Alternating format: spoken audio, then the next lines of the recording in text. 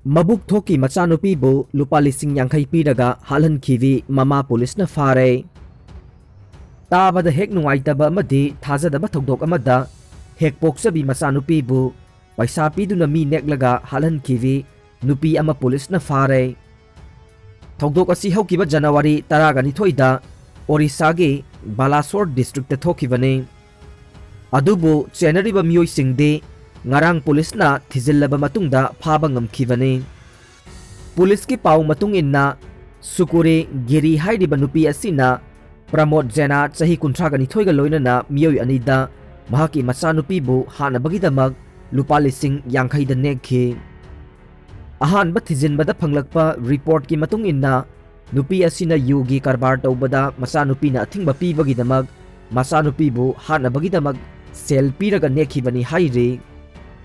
Mihar asida mapung oina senariba Pramod Jena nupi macha asigi mama asiga yugi lalon bada yaubaga loinana makhoi anigi marakta phattaba mari leinarakpadage machanupibu khaidongnaba hotnabada hatkivani haina paw asina makha tare.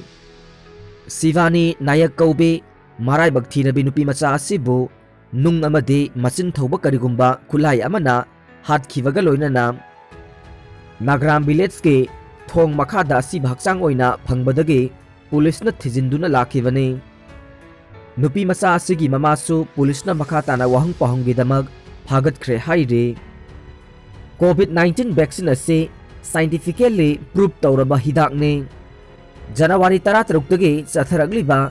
COVID-19 vaccination program asida kapliba vaccine ase scientifically prove tawraba hidak ni haina Manipur gi Chief Minister N Biren ngase mahaki Bangloda paumisinga unabagi thauram amada phongdokpaga loinana hidak asi kapada miyamna mi paibiga nu hai khrai. Wafam asi phongdokpaga loinana mahakna makha taraduna hai COVID-19 vaccine ase kapage criteria lei. State asidasu criteria adu ngakna leingaki haksel loisang singi makok thongba sing yauna health worker kayada COVID-19 vaccine ase vaccination tawba haukhrai. Vaccine asigi matangda miyamna mipaigadaba lana satkiba yaba wafamsing kanagumba amatana sandokpiganu. Hojik phawbagi vaccine ase kapkiba miyoi amata side effect leite yamna normal oina leide. Ahanba phase ki oina hidak ase kapa haukhre. Makhatana su awatpa hidak khudingmag lawduna state asigi mipum khudingmag vaccination tawnaba pandam thamli haiba wafamsu phongdorokle. Vaccine asigi matangda West Bengal Chief Minister Mamata Banerjee na Prime Minister da hanglakpada Prime Minister na khudakta scientist paw pihanbada vaccine ase scientifically totally prove tawraba adugumba vaccine ne. Vaccine ani asige risks scientist aikoina lawri haina phongdokpa leikhrabane.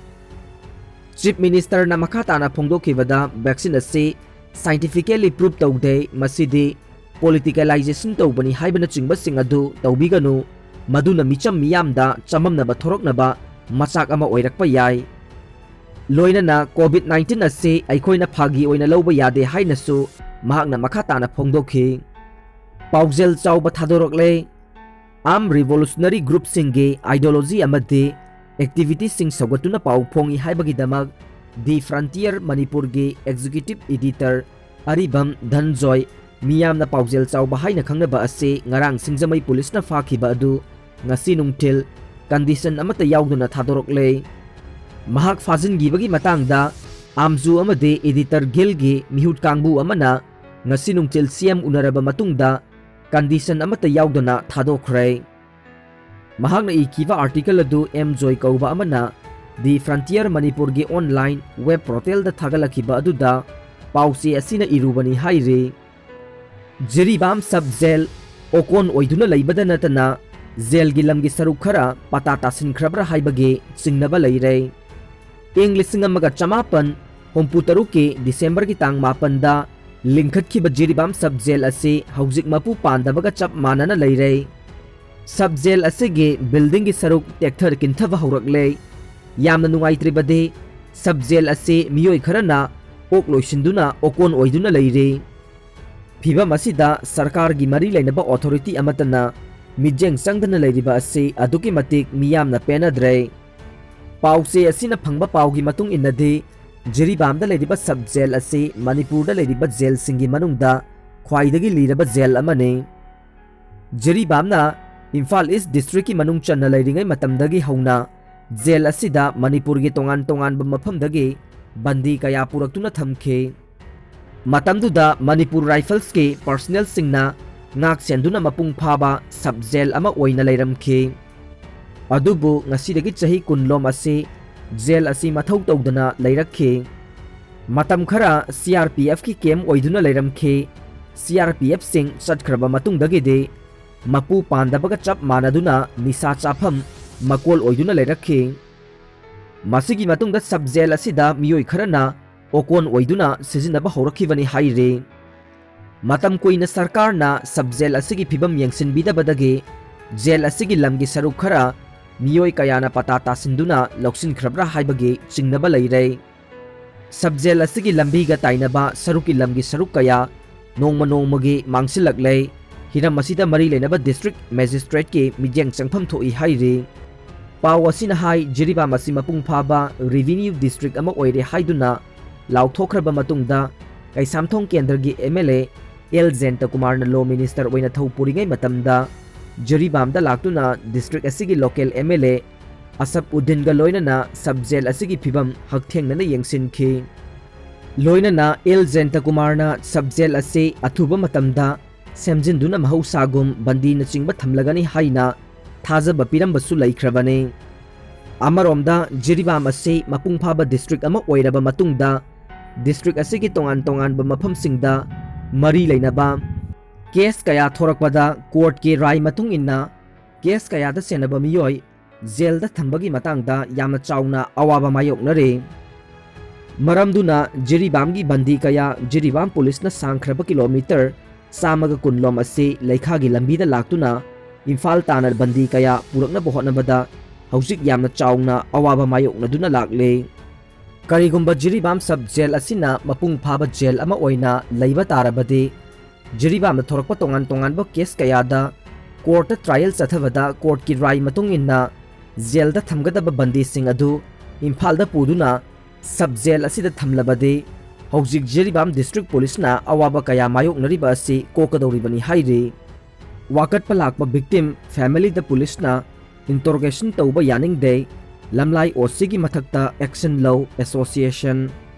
ꯃꯤꯅ ꯐꯨꯔꯛꯄꯗꯒꯤ ꯄꯨꯂꯤꯁꯇ ꯋꯥꯀꯠꯄ ꯆꯠꯂꯒ ꯄꯨꯂꯤꯁꯅ ꯑꯣꯏꯅ victim ꯐꯦꯃꯤꯂꯤꯗ ꯏꯟꯇꯣꯔꯣꯒꯦꯁꯟ ꯇꯧꯔꯛꯄ ꯌꯥꯅꯤꯡꯗꯦ, ꯃꯔꯝ ꯑꯗꯨꯅ ꯃꯔꯤ ꯂꯩꯅꯕꯁꯤꯡꯅ ꯂꯝꯂꯥꯏ ꯄꯨꯂꯤꯁꯀꯤ OCꯒꯤ ꯃꯊꯛꯇ ꯑꯀꯟꯕ ꯑꯦꯛꯁꯟ ꯂꯧꯈꯠꯀꯗꯕꯅꯤ꯫ ꯅꯠꯇ꯭ꯔꯕꯗꯤ ꯃꯈꯜ ꯃꯈꯥ ꯀꯌꯥꯒꯤ ꯈꯣꯡꯖꯪ ꯆꯠꯊꯔꯒꯅꯤ ꯍꯥꯏꯅ all Manipur rickshaw drivers and pullers welfare ꯑꯦꯁꯣꯁꯤꯌꯦꯁꯟꯒꯤ ꯄ꯭ꯔꯁꯤꯗꯦꯟꯠ ꯊꯣꯛꯆꯣꯝ ꯕꯁꯟꯇ ꯁꯤꯡꯅ ꯄꯥꯎꯃꯤꯁꯤꯡꯗ ꯐꯣꯡꯗꯣꯛꯈ꯭ꯔꯦ꯫ ꯃꯅꯤꯄꯨꯔ ꯄ꯭ꯔꯦꯁ ꯀ꯭ꯂꯕꯇ ꯄꯥꯡꯊꯣꯛꯄ ꯄꯥꯎꯒꯤ ꯃꯤꯐꯝ ꯑꯃꯗ ꯕꯁꯟꯇꯅ ꯃꯈꯥ ꯇꯥꯅ ꯍꯥꯏꯈꯤ꯫ ꯀꯨꯝꯖꯥ 2020ꯒꯤ ꯅꯣꯕꯦꯝꯕꯔꯒꯤ ꯆꯩꯆꯠ 8ꯀꯤ ꯅꯨꯃꯤꯗꯥꯡꯗ ꯂꯩꯃꯈꯣꯡ ꯃꯄꯥꯟ ꯆꯤꯡꯈꯣꯡꯗ ꯂꯩꯕ ꯒꯥꯔꯗꯦꯟ ꯁꯦꯝꯒꯠꯄꯗ ꯌꯥꯎꯕ ꯆꯠꯈꯤꯕ ꯔꯤꯛꯁꯣ ꯗ꯭ꯔꯥꯏꯚꯔ ꯊꯣꯛꯆꯣꯝ ꯀꯤꯔꯟ ꯀꯨꯃꯥꯔ ꯂꯩꯃꯤꯟꯅꯕ ꯃꯤꯑꯣꯏ ꯈꯔꯅ ꯇꯞ ꯇꯥꯅ ꯐꯨꯔꯒ ꯏꯪꯈ꯭ꯔꯕ ꯃꯔꯛ ꯑꯁꯤꯗ ꯃꯐꯤ ꯃꯔꯣꯜ ꯃꯇꯠ ꯑꯃ ꯁꯦꯠꯍꯜꯂꯒ ꯀꯩꯁꯥꯝꯄꯥꯠꯇ ꯊꯥꯗꯗꯨꯅ ꯊꯝꯂꯝꯂꯦ꯫ ꯃꯍꯥꯛ ꯍꯥꯟꯅ ꯔꯤꯛꯁꯣ ꯊꯧꯔꯝꯕꯅꯤ, ꯑꯗꯨꯕꯨ ꯃꯄꯨꯒꯤ ꯔꯤꯛꯁꯣ ꯑꯗꯨ ꯁꯤꯡꯅꯅꯕ ꯍꯥꯏꯗꯨꯅ ꯆꯦꯛ ꯁꯨꯕ ꯆꯠꯄꯒ ꯂꯣꯏꯅꯅ ꯍꯥꯏꯔꯤꯕ ꯂꯩꯀꯣꯜ ꯁꯦꯝꯒꯠꯄꯒꯤ ꯊꯕꯛ ꯑꯁꯤꯗ ꯌꯥꯎꯔꯛꯈꯤꯕꯅꯤ꯫ ꯃꯍꯥꯛꯅ ꯃꯈꯥ ꯇꯥꯅ ꯍꯥꯏꯈꯤ, ꯅꯣꯕꯦꯝꯕꯔꯒꯤ ꯆꯩꯆꯠ 8ꯀꯤ ꯅꯨꯃꯤꯗꯥꯡꯗ ꯈꯣꯂꯥꯗ ꯂꯩꯃꯤꯟꯅꯕ ꯃꯤꯁꯤꯡꯅ ꯀꯤꯔꯟ ꯀꯨꯃꯥꯔ ꯌꯥꯝꯅ ꯊꯤꯅ ꯐꯨꯗꯠꯄꯒ ꯂꯣꯏꯅꯅ ꯆꯥꯛ ꯃꯔꯨ ꯑꯃ ꯐꯥꯎꯕ ꯄꯤꯖꯗꯅ ꯅꯣꯕꯦꯝꯕꯔꯒꯤ ꯆꯩꯆꯠ 15 ꯐꯥꯎꯕ ꯏꯃꯨꯡ ꯑꯁꯤꯗ ꯊꯝꯖꯤꯟꯈꯤ꯫ ꯑꯗꯨꯒ ꯀꯤꯔꯟ ꯀꯨꯃꯥꯔ ꯌꯨ ꯉꯥꯎꯔꯒ ꯇꯨꯁꯤꯟꯕꯗꯒꯤ ꯌꯥꯝꯅ ꯊꯤꯅ ꯁꯣꯛꯂꯦ, ꯕꯖꯥꯔꯗꯒꯤ ꯂꯧꯁꯤꯜꯂꯨ ꯂꯥꯛꯂꯣ ꯍꯥꯏꯗꯨꯅ ꯏꯃꯨꯡ ꯃꯅꯨꯡꯗ ꯈꯪꯍꯜꯂꯛꯈꯤ꯫ ꯃꯍꯥꯛ ꯊꯤꯜꯂꯛꯄꯗ ꯃꯁꯥꯗ ꯈꯣꯡꯒ꯭ꯔꯥꯎ ꯍꯥꯄꯦꯟ ꯑꯃꯒ ꯐꯨꯔꯤꯠ ꯃꯇꯠ ꯑꯃꯒ ꯂꯣꯏꯅꯅ ꯈꯨꯗꯩ ꯑꯃꯅ ꯌꯣꯝꯂꯒ ꯊꯤꯜꯂꯛꯈꯤ, ꯑꯗꯨꯒ ꯃꯆꯥꯅꯨꯄꯥꯗ ꯁꯤꯟꯅꯈꯤ꯫ ꯏꯃꯨꯡ ꯃꯅꯨꯡꯅ ꯈꯨꯗꯛꯇ ꯍꯣꯁꯄꯤꯇꯥꯜꯗ ꯄꯨꯈꯠꯇꯨꯅ ꯇ꯭ꯔꯤꯠꯃꯦꯟ ꯄꯤꯈꯤ꯫ ꯊꯧꯗꯣꯛ ꯑꯁꯤꯒꯤ ꯃꯇꯥꯡꯗ ꯚꯤꯛꯇꯤꯝꯒꯤ ꯏꯃꯨꯡꯅ ꯂꯝꯂꯥꯏ ꯄꯨꯂꯤꯁꯇ ꯋꯥꯀꯠꯄ ꯆꯠꯄ ꯃꯇꯝꯗ ꯂꯝꯂꯥꯏ ꯄꯨꯂꯤꯁꯅ ꯑꯣꯏꯅ ꯚꯤꯛꯇꯤꯝ ꯐꯦꯃꯤꯂꯤ ꯑꯗꯨ ꯏꯟꯇꯣꯔꯣꯒꯦꯁꯟ ꯇꯧꯔꯛꯈꯤ꯫ ꯄꯨꯂꯤꯁ ꯑꯣꯐꯤꯁꯥꯔ ꯑꯗꯨ ꯌꯨꯅꯤꯐꯣꯔꯝ ꯁꯦꯠꯇꯦ, ꯄꯨꯂꯤꯁꯅ ꯚꯤꯛꯇꯤꯝ ꯐꯦꯃꯤꯂꯤꯗ ꯏꯟꯇꯣꯔꯣꯒꯦꯁꯟ ꯇꯧꯕ ꯆꯠꯅꯗꯦ꯫ ꯃꯔꯝ ꯑꯗꯨꯅ ꯂꯝꯂꯥꯏ ꯄꯨꯂꯤꯁꯀꯤ OC ꯃꯔꯤ ꯂꯩꯅꯕꯁꯤꯡꯅ ꯑꯦꯛꯁꯟ ꯂꯧꯒꯗꯕꯅꯤ,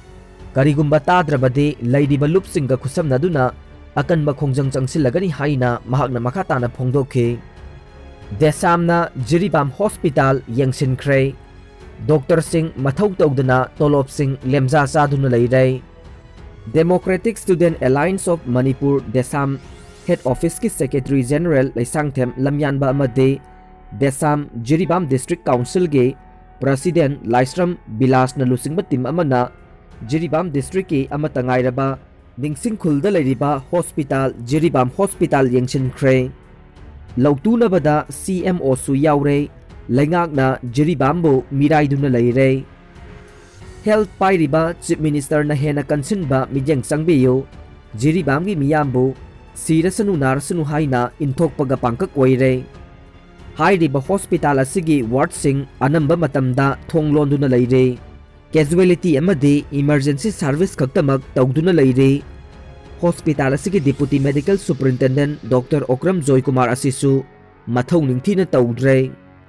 hospital asigi ward khudingmak thonglona duna leiramkhe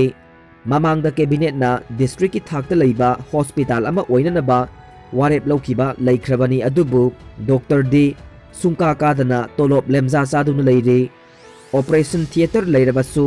operation tawdre Dr. leitaba amade logistic leitabana maram oiraga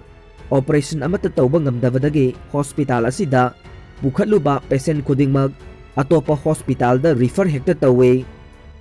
hospital asi taba lambisu hainingai leitana fatre TB amade malaria gi hidak langthak sing phangdaba chahi ahum mari rom phare adubu CMO nade hidak sing marang kaina lei haire oiriba hospital gi phibam asi Jiribam gi CMO oiriba EO kendro dasu khanghan ke asigumba mathong huktaba CMO asi laingang na cherak piu mamang dasu desamna Jiribam gi hospital asida blood bank hanganaba haikhiba leikhravane adubu process tawri haiduna haujik phauba hangdana leire anaba sing laklabasu layengba ngamdrabanina anabasu laktre anaba laktre haiduna Dr. Singsu duty tawdre hospital asida leiriba irregularity sing ase laingakna inquiry ama tawduna mahik changliba si phadok piyo health pairiba chief minister na Jiribam gi health sector da ahenba mijang changbiyo hospital ase mapu palhanbiduna ningthina mathau tawhanbiyo interested border district amasu oiriba Jiribam gi miyamna thengnariba sing midyang changbiyo amade mathangi cabinet mifamsu Jiribam da phambinaba haijari